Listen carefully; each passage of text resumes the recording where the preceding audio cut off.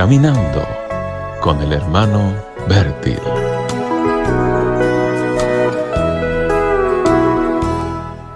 Hola, ¿qué tal? Muy buenos días. Espero que todo esté bien. Miles de personas se habían congregado en el lugar solitario en el campo, lejos de la zona urbana. Hora tras hora habían prestado atención a la enseñanza de Jesús. Jesús tuvo compasión por ellos y les dio mucho tiempo. Y nadie quiso retirarse de allá y perder las charlas súper interesantes. Y Jesús tenía mucho para enseñar. Y todos se quedaron y el tiempo pasaba. Ahora el sol estaba poniéndose en el horizonte. La hora era ya muy avanzada. Los discípulos de Jesús se dieron cuenta de eso y que la gente tenía hambre. Y ellos dijeron a Jesús: el lugar es desierto, despídelos para que vayan a los campos y aldeas de alrededor y compren pan, pues no tienen qué comer. Y Jesús respondió: dadle vosotros de comer. No estaban preparados para solucionar este problema, a pesar de que habían observado la situación durante varias horas, pero no habían hecho nada. Ahora vinieron con una propuesta totalmente fuera de lo posible. Propusieron que la gente misma podía ir y comprar comida en alguna aldea, o que ellos mismos podían ir y comprar algo. Y mostraron algunas monedas que habían juntado, pero no era nada. No tenían suficientemente recursos para esto. Era completamente imposible. La situación tendría que haber movido a ellos, a esos discípulos, en acción y movimiento mucho tiempo antes. Era deprisa. Las multitudes estaban esperando, pero justo allí se presentó un muchacho con 5 panes y 2 peces. Humanamente visto, no alcanzaba para nada. Pero en las manos de Jesús todo fue cambiado, como todos nosotros sabemos. Cuando Él había bendecido los alimentos, alcanzaba esto para los miles y sobraba también. Conocemos bien este relato bíblico. Esto pasó hace 2000 años atrás. Sin embargo, su relato tiene mucho que ver con nuestra situación en nuestro tiempo. La gente que había escuchado a Jesús tenía hambre espiritual, y por eso se quedaron escuchando a Jesús, y porque tenían hambre espiritual, pero también tenía hambre físico después de tanto tiempo. La verdad muy triste es que una gran parte de la población de la tierra sufre hoy de hambre físico. Las cifras, según Acción contra el Hambre, son tan escalofriantes. Cada día 24.000 personas mueren de hambre en el mundo. Cada día. De ellas 18.000 son niños y niñas de entre 1 y 4 años. Es decir, 8 de cada 10 personas que pierden la vida por culpa del hambre son niños muy pequeños. Si tienes hijos o familiares de esa edad, puedes hacerte una ligera idea del drama de cada una de esas familias. Hemos entendido que el hambre en el mundo es un asunto que todos nosotros tenemos que solucionar en una u otra forma. Y he pensado, ¿qué hacemos nosotros como cristianos?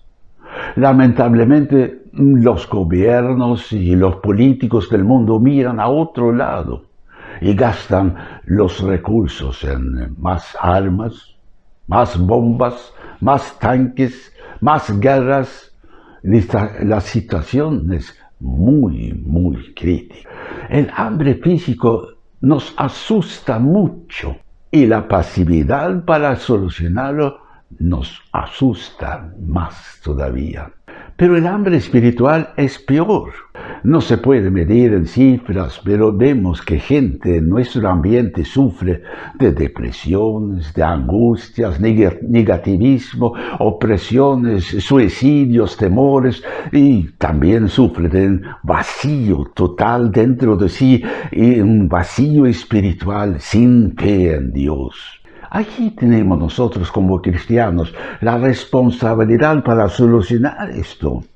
Podemos guiar a la gente a Cristo. Quiere decir, podemos predicar el Evangelio, que es la solución que Dios nos ha dado. Pero, ¿cómo hemos logrado con esto? ¿Y cómo estamos logrando con nuestra responsabilidad desde que comenzó todo esto de la Gran Comisión?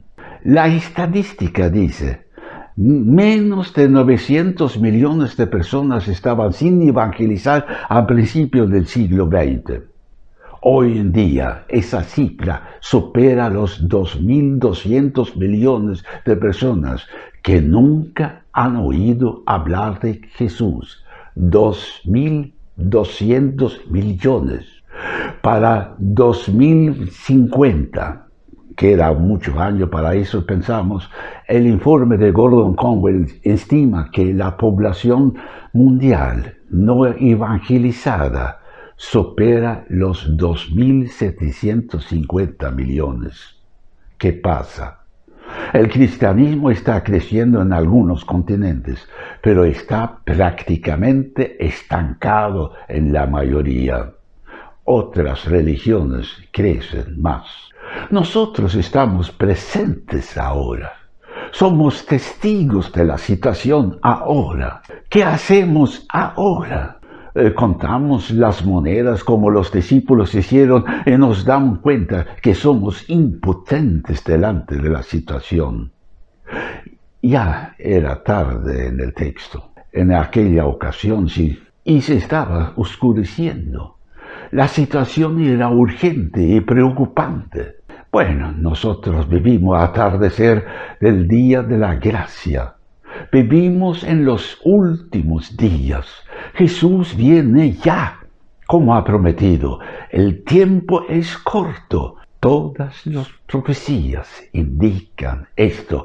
El reloj profético indica la pronta venida del Señor Jesús. La herramienta para solucionar el problema en el texto era un muchacho sencillo que entregó su comida personal que había traído de su casa.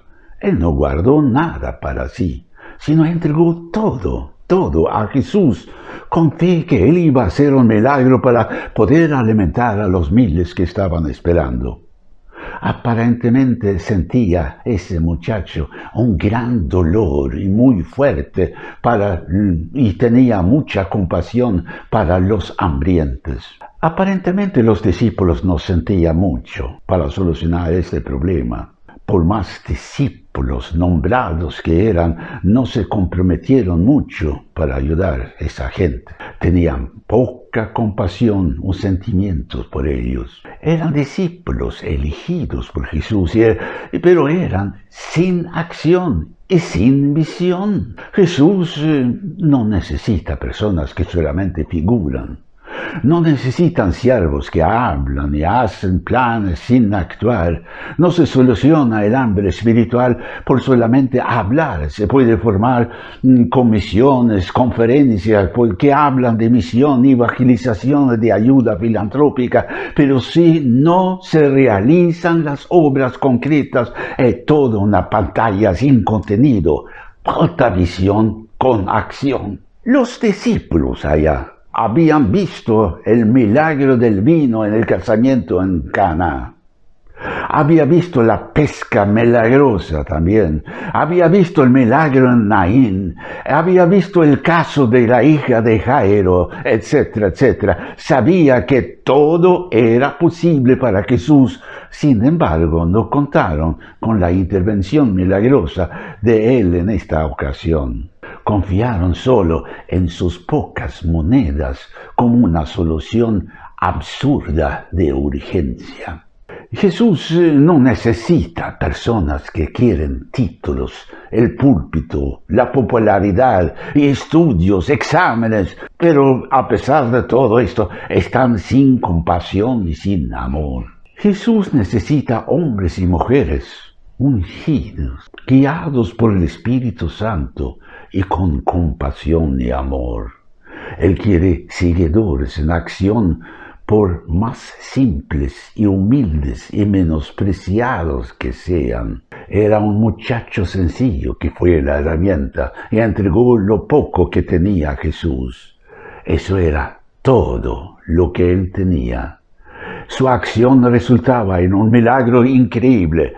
Este ejemplo nos dice todo. Tiempo pasado era pastor de una iglesia que crecía enormemente y muchos se preguntaron cuál es el secreto de su iglesia, por qué crece tanto. ¿Quiénes eran los que ganaron las almas para el Señor? ¿Quiénes en la congregación ganaban esas multitudes? ¿Eran los nombrados o los titulados? ¿O eran los que querían autoridad y hacerse visto? Tal vez eran los que se autonombraron para diferentes ministerios. La verdad es que todos ellos no produjeron poco o nada. La mayor parte de ellos eran como los discípulos en el texto. No basta con solo figurar. ¿Quiénes ganaron entonces las almas en esta congregación? Eran los sencillos, los humildes, los simples, los que no aspiraban a puestos y popularidad en la iglesia. Eran guiados y fervientes por el Espíritu Santo. Ellos eran los que estaban llenos de amor de Dios. Dedicaron todo su tiempo libre para visitar a los nuevos convertidos. Llamábamos a ese movimiento en la iglesia como la Brigada de Visitadores. Realizaron mensualmente alrededor de 1000 visitas en casas. Esos hermanos volvieron al templo o a la iglesia con nuevas familias y nuevas personas de todo tipo. Sus corazones ardieron de amor y compasión.